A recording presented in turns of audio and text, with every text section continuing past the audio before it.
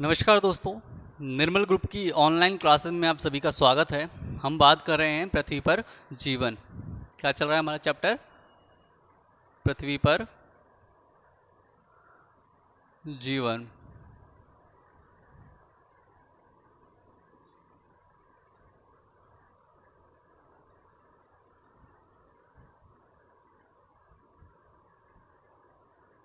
Chapter number 15, ठीक है ना, जिसके अंतर्गत आज हम बात करेंगे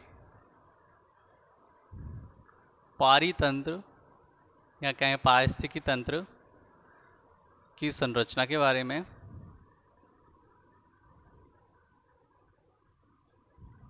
व कार्य प्रणाली के बारे में। ठीक है ना, क्या पढ़ेंगे हम?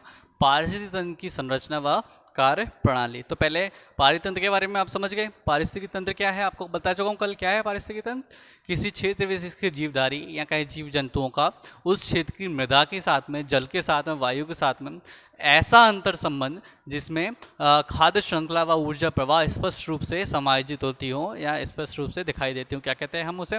पारितंत्र या पारिस्थितिकी तंत्र हम कहते हैं। ठीक है ना, तो अब बात कर लेते हैं पारिस्थितिकी तंत्र की संरचना के बारे में। कार्य प्रणाली आपको समझ में आ जाएगी। अब संरचना सुनिए। तो हम सब जानते हैं पारिस्थितिकी तंत्र की संरचना किन चीज़ों से हुई है? जैविक अजैविक पदार्थों से। किन से? जैविक और अजैविक पदार्थों से। अजैविक पदार्थों के अंदर क्या क्या आता है आप सब जानते हैं, ज्योग्राफी है। तो अजैविक पदार्थों अर्थात भौतिक पदार्थों के बारे में बात करें, तत्वों के बारे में बात करें, तो इनके अंतर्गत आ जाता है स्थूल ताप आ जाता है, वायु आ जाती है, वर्षण आ जाता है, आर्द्रता आ जाती है, भूमि आ जाती है। भूमि के अंदर भी कई खनिज आ जाते हैं अकार्बनिक, क्या कहते हैं, अजैविक तत्वों के अंदर जैसे बात करें तो पोटेशियम आ जाता है, कैल्शियम आ जाता है ना, नाइट्रोजन आ जाता है, फॉस्फोरस आ जाता है, साथ ही साथ वायुमंडल में नाइट्रोजन भी पाया जाता है ना भूमि के अंदर। वायुमंडल में भी यह अति पोषक तत्व गैसें पाई जाती है, जैसे नाइट्रोजन हुआ, कार्बन डाइऑक्साइड हुआ। ठीक है ना, ये सब क्या पाई जाती है? वायुमंडल में पाए जाते हैं। ठीक है, तो ये सब मिलके क्या है? पारितंत्र के हमारे क्या हैं? अजैविक तत्व। जैविक तत्वों के बारे में बात करें तो जैविक तत्वों में क्या आता है? आप सभी को मालूम है क्या आता है? सूक्ष्म जीव आते हैं, जीव जंतु आते हैं, पेड़ पौधे आते हैं, वनस्पतियां आती हैं। ठीक है ना, तो अभी तक तो हमने इनको जो जैविक पदार्थों के जो ये हमने नाम सुने रूप से नहीं, क्या सिंपल भाषा में, सरल भाषा में। अब क्या है, इनको एक समुदाय विशेष में रख देते हैं, एक वर्ग बना देते हैं। किस रूप में? जैविक पदार्थों का एक जो रूप है, जैसे कि बात करें उपभोक्ता, क्या?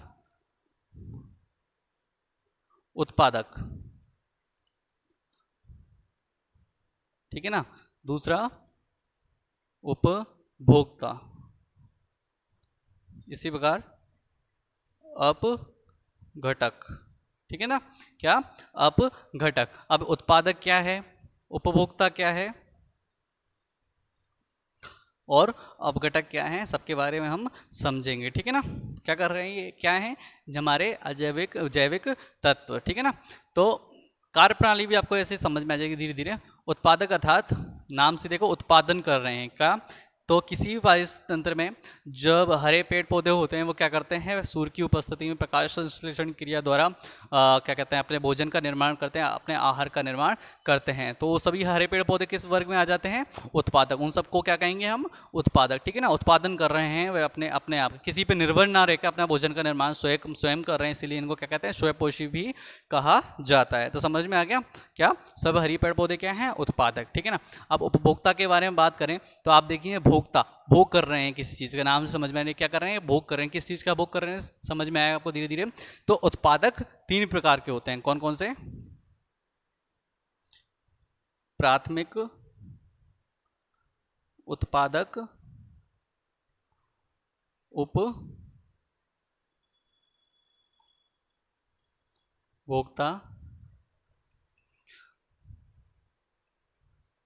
द्वितीय उपभोक्ता, इसी प्रकार तृतीय उपभोक्ता। अब ये क्या है समझिए, सुनिए।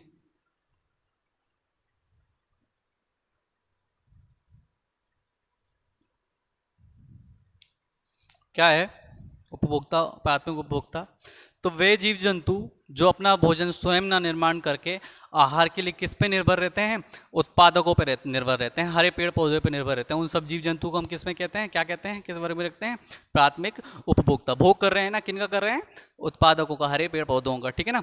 तो किन्हें क्या कहेंगे, उन्हें हम प्राथमिक उपभोक्ता, ठीक है ना। इस वर्ग में सभी शाकाहारी जीव जंतु आ जाते हैं। जैसे कौन, जैसे बात करें तो हम बकरी हुई, ठीक है ना, भैंस हुई, गाय हुई, है ना, जो भी कीट पतंगे जो भी पेड़ पौधों पर निर्भर रहते हैं, भोजन के रूप में, आहार के रूप में उनको ग्रहण करते हैं, वो सब किस में आ जाएंगे, प्राथमिक उपभोक्ताओं में, ठीक है ना। अब द्वितीय उपभोक्ता कौन से होते हैं, तो वे जीव जंतु जो अपने भोजन के लिए, अपने आहार के लिए किस पे निर्भर रहते हैं, प्राथमिक उपभोक्ताओं पर निर्भर रहते हैं। तो इस वर्ग में सभी शाकाहारी जीव आ जाते हैं। जैसे बात करें शेर हुआ, बाघ हुआ, है ना, या फिर लोमड़ी हुई, जो भी है जो प्राथमिक उपभोक्ताओं का, यहाँ कहें शाकाहारियों का भक्षण करते हैं अपने उदर पूर्ति के लिए, शाकाहारियों को अपने आहार के रूप में ग्रहण करते हैं, उन सभी जीव जंतुओं किस में आते हैं, द्वितीय उपभोक्ता। ये क्या है, मांसाहारी जीव, ठीक है ना। अब तृतीय उपभोक्ता के बारे में बात करें तो उच्चतम कोटि के ये शाकाहारी होते हैं, ठीक है ना। क्या होते हैं, उच्चतम कोटि के शाकाहारी होते हैं, जो कि प्रत्यक्ष अप्रत्यक्ष रूप से अपने ऊपर वाले वर्ग पर निर्भर रहते हैं। कहने का मतलब है, ये जो तृतीय उपभोक्ता हैं वो कैसे होते हैं, सर्वहारी होते हैं, सभी का भक्षण कर सकते हैं। ये द्वितीय उपभोक्ताओं को तो भोजन करते ही हैं, साथ ही साथ प्राथमिक उपभोक्ताओं का भी भोजन कर सकते हैं, उत्पादकों का भी भोग लगा सकते हैं, उत्पादकों को भी आहार के रूप में ग्रहण कर सकते हैं। तो क्या होते हैं, सर्वहारी होते हैं, ठीक है ना, उच्चतम कोटि के मांसाहारी होते हैं, ठीक है ना। तो तृतीय को उपभोक्ता समझ में आ गया। इनके अंदर इसका सबसे अच्छा उदाहरण कौन से हैं, कौन होते हैं जो सबका ग्रहण करते हैं, वो होते हैं मानव। हम जो हैं किस वर्ग में आते हैं, तृतीय उपभोक्ता के बारे में, ठीक है ना। तो आपको समझ में आ गया कौन कैसे किस क्रम में है, ठीक है ना। अब बात करते हैं अपघटक की। तो अपघटक क्या होते हैं, तो वे सूक्ष्म जीव या जीव जंतु जो कि उपभोक्ता या क्या है, उत्पादकों को इनके मृत शरीरों पर निर्भर रहें अपनी उदर पूर्ति के लिए, आहार के रूप में क्या ग्रहण करते हैं, इनके मृत अवशेषों के रूप में। जैसे हरे पेड़ पौधे किसी ने इनका भक्षण किया तो क्या है, या तो उनके कुछ अवशेष धरातल पे गिर जाएंगे, है ना, तो वो क्या है, मृत अवशेष। जैसे कि द्वितीय उपभोक्ता ने प्राथमिक उपभोक्ता का भक्षण किया तो उनके जो कुछ हाड़ मांस बच जाते हैं, तो वो भी क्या होंगे, इनका भक्षण कौन करेंगे, अपघटन करेंगे, ये अपघटक कारक करेंगे। समझ में आ गया अपघटन क्या होते हैं, अपघटन कारक कि जो कि उपभोक्ता या अपघटकों के मृत शरीर पर, मृत जीव पर अपने आहार के लिए निर्भर करते हैं। क्या कहते हैं, अपघटन का मतलब तोड़ना, इनके जो अणु बच जाते हैं, इनके जो अवशेष बच जाते हैं, उनको तोड़ करके अपने भोजन का रूप में ग्रहण करते हैं। तो क्या होते हैं, अपघटक सूक्ष्म जीव होते हैं, ठीक है ना। तो आपको समझ में आ गया उत्पादक क्या होते हैं, उपभोक्ता क्या होते हैं, कितने प्रकार के होते हैं, और अपघटक क्या होते हैं। तो एक बात आप ध्यान रखें कि उत्पादक क्या है, जैसे कि मान लीजिए कोई हरा पेड़ पौधा है, ये क्या है, ये कोई पौधा है जिसकी ये जड़ें निकली हुई हैं, ठीक है ना, ये क्या है, पेड़ पौधा, ठीक है ना। तो ये क्या करते हैं, तो धरातल में जो भी कार्बनिक अकार्बनिक पदार्थ हैं, जैसे सोडियम खनिज, जो भी खनिज हैं, जल हुआ, इनका अवशोषण करते हैं जड़ों के माध्यम से, और सूर्य की उपस्थिति में प्रकाश संश्लेषण की क्रिया द्वारा क्या करते हैं, उनका अपना भोजन का निर्माण करते हैं, अपना ऊर्जा निर्माण करते हैं। हम भोजन करते हैं तभी तो हमें ऊर्जा आती है ना ऊर्जा। हम भोजन नहीं करेंगे तो क्या, थक हार के हम बैठ जाएंगे, सुस्त हो जाएंगे, और एक दिन अगर लंबे टाइम तक खाना नहीं खाएंगे तो हम भी गुजर जाएंगे। तो इन सब के क्या है, ऊर्जा इन सब के पास है, सब गति कर रहे हैं इनके पास, तो ऊर्जा कहाँ से आई, एक दूसरे के रूप में आई, ठीक है ना। हरे पेड़ पौधे के पास में जब वो नीचे से जब अवशोषण करते हैं, प्रकाश संश्लेषण क्रिया करते हैं, तो उनके पास क्या आ जाता है, भोजन आ जाता है, जिसे जो कि इनका एक ऊर्जा का रूप है, ठीक है ना। तो क्या होता है, जो आप देखिए उत्पादकों का भोजन किया किसने, प्राथमिक उपभोक्ताओं ने, प्राथमिक उपभोक्ता, ठीक है ना। तो जो इनके पास में ऊर्जा थी वो किनके पास पहुंच गई, प्राथमिक उपभोक्ताओं के पास ठीक पहुंच गई, ठीक है ना। द्वितीय उपभोक्ता उन्होंने भक्षण किया प्राथमिक उपभोक्ताओं का। इसी प्रकार अब जो प्राथमिक उपभोक्ताओं के पास ऊर्जा थी वो किसके पास पहुंच गई, द्वितीय उपभोक्ता के पास। और सर्वहारी वो किसी का भी भक्षण कर देते हैं, उनके पास में किसी की भी ऊर्जा आ जाती है। तो आप देखेंगे तो ऊर्जा का एक रूप से दूसरे रूप में, या कहें एक स्तर से दूसरे स्तर में स्थानांतरण हो रहा है। तो ऊर्जा का इस प्रकार का स्थानांतरण, अर्थात एक स्तर से, ये क्या है, स्तरी तो है, एक पहले टाइम इसके यहाँ पे थी वो ऊर्जा, वो इधर आ गई, फिर ऊर्जा आ गई, एक रूप से दूसरे रूप में परिवर्तित हो रही है ना। तो ऊर्जा का इस प्रकार का स्थानांतरण, एक स्तर से दूसरे स्तर में स्थानांतरण क्या कहता है, ऊर्जा प्रवाह कहलाता है, ठीक है ना। समझ में आ गया ऊर्जा प्रवाह क्या है, ऊर्जा प्रवाह, ठीक है ना। समझ में आ गया क्या है ऊर्जा प्रवाह, ऊर्जा का एक स्तर से दूसरे स्तर में स्थानांतरण क्या कहलाता है, ऊर्जा प्रवाह कहलाता है। अब एक बात और समझिए कि सभी क्या हैं, चाहे उत्पादक हो, प्राथमिक उपभोक्ता हो, द्वितीय, सबका कोई ना कोई भक्षण कर रहा है। एक तरीके से सब अपने आप में एक खाद्य पदार्थ है, ठीक है ना। तो खाद्य का एक क्रम बन जाता है। जैसे हमारे यहाँ पे एक अच्छा उदाहरण है हमारी पुस्तक में, जैसे अभी क्या है, एक मिनट बताता हूँ।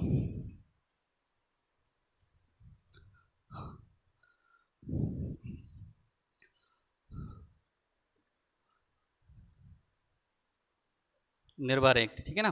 तृतीय उपभोक्ता इसका भी भक्षण कर सकता है, इसका भी भक्षण तो कर ही रहा है, द्वितीय उपभोक्ता तो क्रम से चल ही रहे हैं, ठीक। एक दूसरे का उपभोक्ता भी भक्षण कर सकते हैं, ये तीनों का कर सकते हैं, ये इनका भी कर सकते हैं, इसका भी करता है, ये इसका भी करता है, क्योंकि इनके मित अपशोषों पे निर्भर रहते हैं। अपन बात करते हैं ऊर्जा प्रवाह के ना, खाद्य श्रृंखला के बारे में ना। तो हमारे हमारे पुस्तक में जो उदाहरण है वो क्या है कि कोई हमारे घास, ये क्या है, उत्पादक, हरे पेड़ पौधे, ठीक है ना।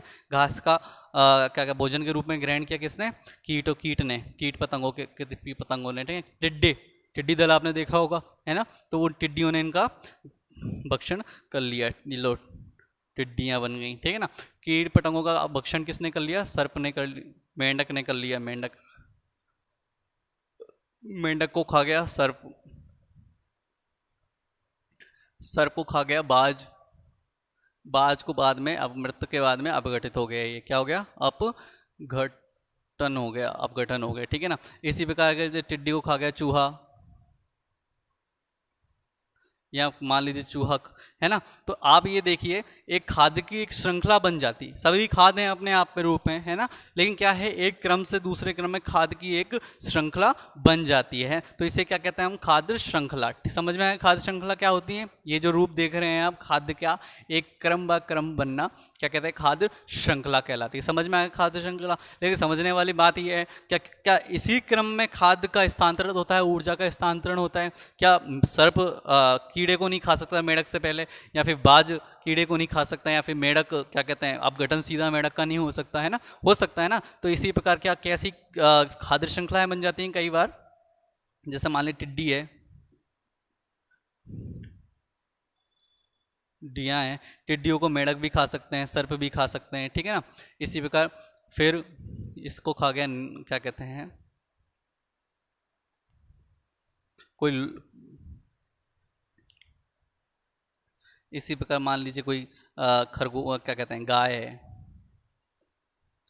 गाय को खा गया कौन, चीता खा गया, चीता को बाघ खा गया, ठीक है ना। बाघ को कौन खा जाएगा, सब सर्प खा जाएगा। मान लीजिए टिड्डी को डायरेक्ट बाज ही खा जाए, है ना, या फिर चीता सर्प हो गया, ठीक है ना। तो इस प्रकार आप देखें तो, या फिर बाघ सीधा गाय को खा जाए, ठीक है ना, या फिर अपघटन सीधा टिड्डियों का हो जाए, है ना। तो इस प्रकार क्या होता है, कई खाद्य श्रृंखलाएं बन जाती हैं जो एक दूसरे से जुड़ी होती है। तो आप देखिए एक जाल का सा स्वरूप बन जाता है, ठीक है ना। तो इसे हम क्या कहते हैं, खाद्य जाल। तो खाद्य श्रृंखला देख लिया आपने।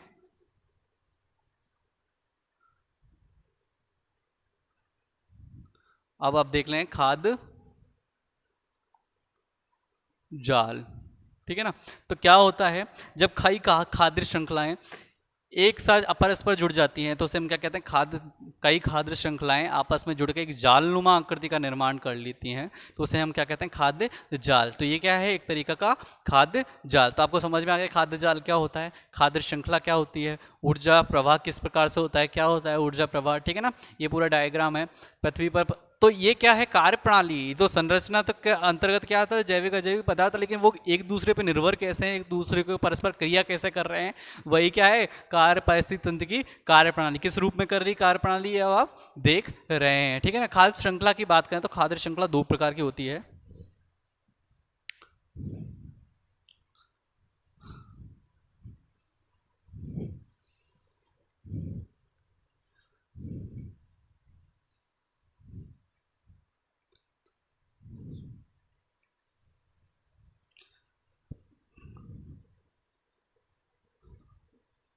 कौन कौन सी, पहली है चराई खाद्य श्रृंखला, ठीक है ना, क्या, चराई खाद्य श्रृंखला। दूसरी कौन सी, अपरद खाद्य श्रृंखला, ठीक है ना।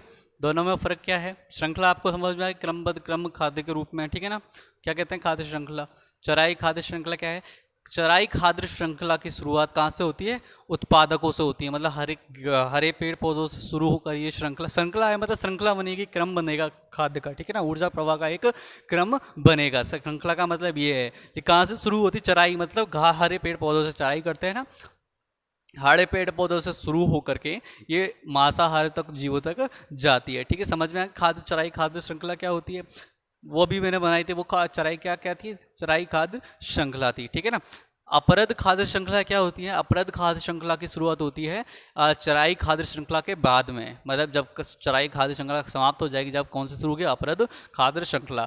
चराई खाद्य श्रृंखला से जो हमें मृत जीवों के शरीर प्राप्त होते हैं, उन पे सूक्ष्म जो जीवाणु हैं वो उनको क्रिया करते हैं, उनका अपघटन करते हैं। अपघटन करने के बाद में पुनः वो सूक्ष्म रूप में जब परिवर्तित होता है उनके शरीर, तो उनका क्या होते हैं जो छोटे मोटे कीट पतंगे वो पुनः भक्षण कर लेते हैं।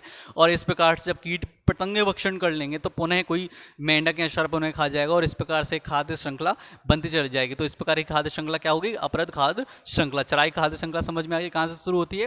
प्रथम पोषण से शुरू होती है और उपभोक्ताओं तक जाती है। उपभोक्ताओं के बाद में जो मृत जरी शरीर प्राप्त होते हैं उनसे कहाँ क्या शुरू होती, कौन सी श्रृंखला शुरू होती है? अपरद खाद्य श्रृंखला जाती है, वो पुनः एक श्रृंखला का निर्माण कर लेती है, ठीक है ना। समझ में आ गया खाद्य श्रृंखला और अपरद श्रृंखला। तो समझने वाली बात ये है कि जो हरे पेड़ पौधों ने धरातल से जो कार्बनिक अकार्बनिक पदार्थों को ग्रहण किया, वो पुनः हरे पेड़ पौधों तक जाते हैं ऊर्जा के रूप में। ऊर्जा कैसे बनती? प्रकाश संश्लेषण क्रिया द्वारा पौधे क्या कहते हैं जो अवशोषण किया है धरातल से, जिन पदार्थों का कार्बनिक पदार्थों का जल का अवशोषण किया, उनसे ऊर्जा का निर्माण करती है। वह ऊर्जा एक स्तर से दूसरे स्तर में स्थानांतरित होती है और अंत में जाकर अपघटकों के द्वारा वह पुनः सूक्ष्म रूप में परिवर्तित होकर पुनः धरातल में आके मिल जाती है। तो एक प्रकार से ये चक्र भी बनता चला जाता है खाद्य श्रृंखलाओं के माध्यम से, ठीक है ना। ये हमारा था परितंत्र की संरचना व कार्य प्रणाली। एक और है हमारा आज का, वो है वायोम।